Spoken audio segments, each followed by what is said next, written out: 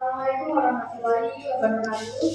Waalaikumsalam warahmatullahi wabarakatuh. Ya, di sini saya akan menjelaskan metodologi penelitian dari saya, yaitu pengembangan dan prediksi fotosintesis senyawa bertutur dan tidak sebagai inisiasi penanda dan dipilih sebagai kandidat obat baru anti TBC mulai dan resisten menggunakan pendekatan KSA.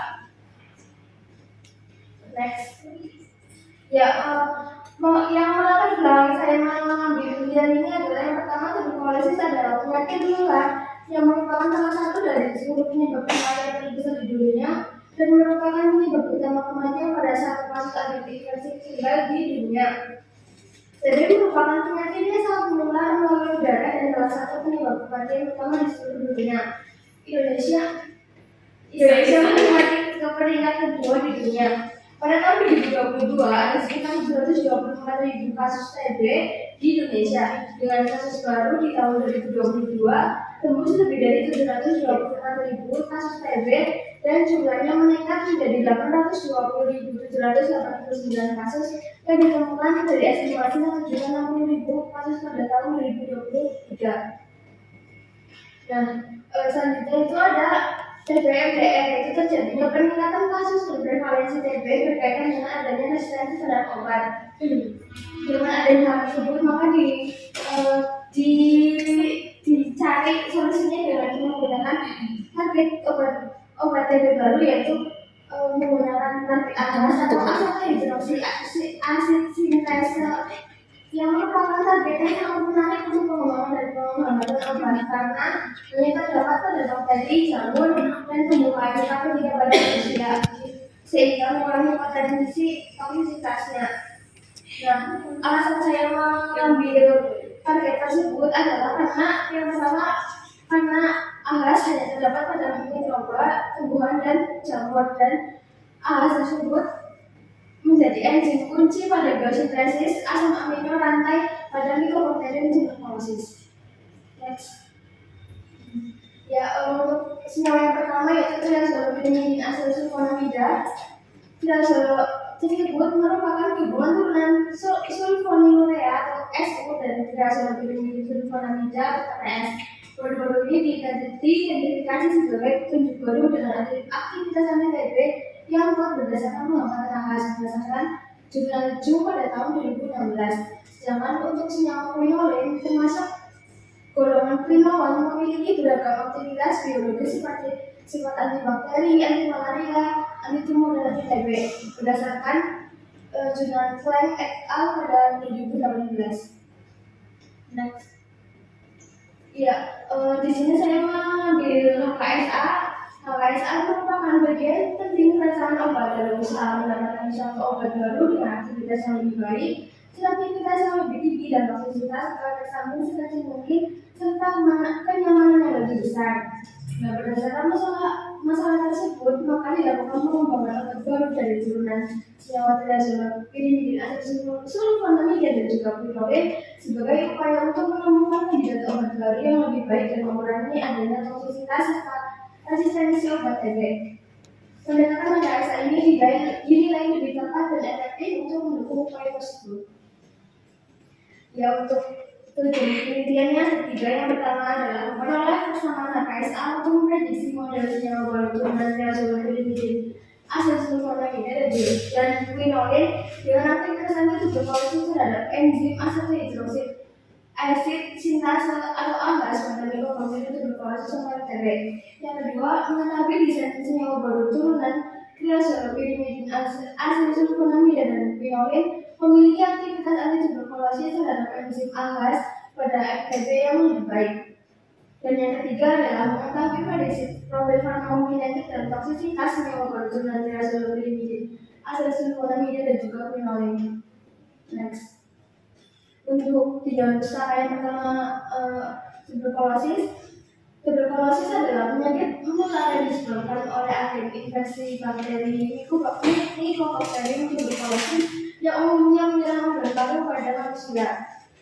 Untuk senyawa triazolopyrimidin asesulfonamida adalah satu senyawa yang terdiri dari triazol dan pyrimidin. membentuk satu heterosiklik yang merupakan bagian yang sangat menarik baik dari sudut pandang teoritis maupun sintetik.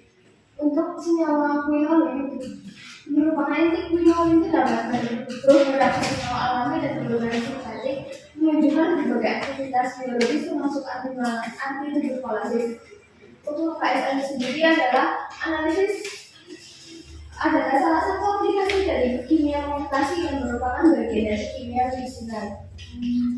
Sedangkan untuk aplikasi yang saya gunakan adalah FOE adalah Molecular Operating Environment, merupakan suatu perkembangan yang komprehensif dalam kehidupan dan dalam pengembangan ilmu pengetahuan, terutama dalam bentuk kimia komunikasi.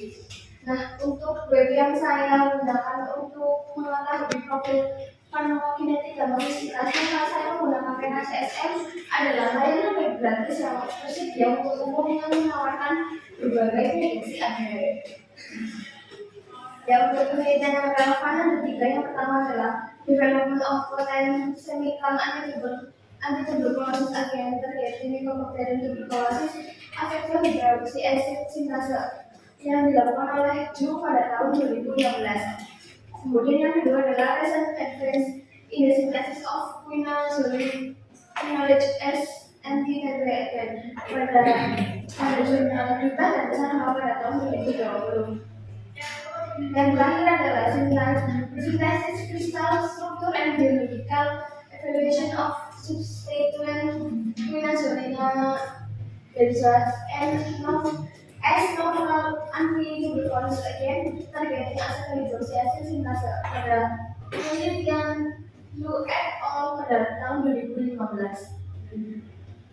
Ya, untuk rekamannya sendiri berasal dari penyakit tuberkulosis yang disebabkan oleh Mycobacterium tuberculosis dan mengalami peningkatannya sangat signifikan diakibatkan karena resistensi antibiotik yang disebutkan ada dua, yaitu resistensi intrinsik dan juga ekstrinsik. Untuk resistensi intrinsik sendiri disebabkan oleh karena evolusi dari Mycobacterium tuberculosisnya sendiri, sehingga diperlukan target obat yang lebih kuat, sehingga saya mengambil target tersebut yaitu enzim AHAS atau acid hydroxyacid sintase. Kemudian untuk resistensi ekstrinsiknya, contohnya seperti ketidakmampuan pasien dalam meminum obat, sehingga menjadi mutasi gen menjadi enzim target obat baru dan diperlukan senyawa baru yang lebih baik dan efektif untuk melawan bakteri Mycobacterium tuberculosis. Nah, untuk senyawanya sendiri saya mengambil dua, yaitu triazolapinimidin asesulfonamida dan juga quinolin. Dan senyawa ini mempunyai sifat fisikokimia, toksisitas dan farmakologis yang sangat baik dan sudah terbukti aktif melawan resistensi dari Mycobacterium tuberculosis dan juga mempunyai nilai 50 terhadap enzim acid hydroxyacid sintase atau AHA secara in vitro dan in vivo. Nah, selanjutnya saya melakukan turunan baru senyawa triazolol tersebut mempunyai efek samping yang tinggi, sehingga saya mengembangkan senyawa baru menggunakan pendekatan KSA yang dilakukan dengan cara pemodelan dan optimasi struktur senyawa turunan triazolapinimidin asesulfonamida dan quinolin, kemudian mengkalkulasi deskriptor, kemudian pilih 3-4 deskriptor yang paling berpengaruh atau menggunakan analisis statistik, kemudian membuat persamaan regresi KSA dan dilanjutkan dengan analisis statistik dan validasi, dan sehingga diperoleh nilai 50 prediksi senyawa triazolapinimidin asesulfonamida dan quinolin. Nah, dari senyawa baru turunan tersebut diharapkan dapat menjadi alternatif sebagai antituberkulosis yang lebih baik dan diprediksi toksisitas dan profil farmakokinetiknya. Untuk hipotesis yang pertama itu diperoleh persamaan KSA yang dapat digunakan untuk memprediksi aktivitas antituberkulosis yang lebih baik atau ASI untuk prediksi terhadap enzim AHAS pada Mycobacterium tuberculosis dari model senyawa baru turunan triazolapinimida dan quinolin secara tepat. Yang kedua, senyawa baru yang diusulkan sebagai senyawa substansi identitas simfoni dan fenolin mempunyai aktivitas yang berkorelasi yang lebih baik terhadap enzim dibahas pada NCB. Yang ketiga, model senyawa baru substansi identitas simfoni dan fenolin memiliki prediksi bakal menerapkan farmakokinetik dan toksisitas yang baik. Untuk metode penelitiannya, ini merupakan jenis penelitian kuantitatif non-eksperimental dengan melibatkan aktivitas farmakologis, fisika, dan kimia senyawa turunan reasolog, pirimidin, asetilfenamida, dan fenolin menggunakan perangkat atau software sebagai alat pengumpulan data untuk membangun persamaan KSA atau regresi multilinear.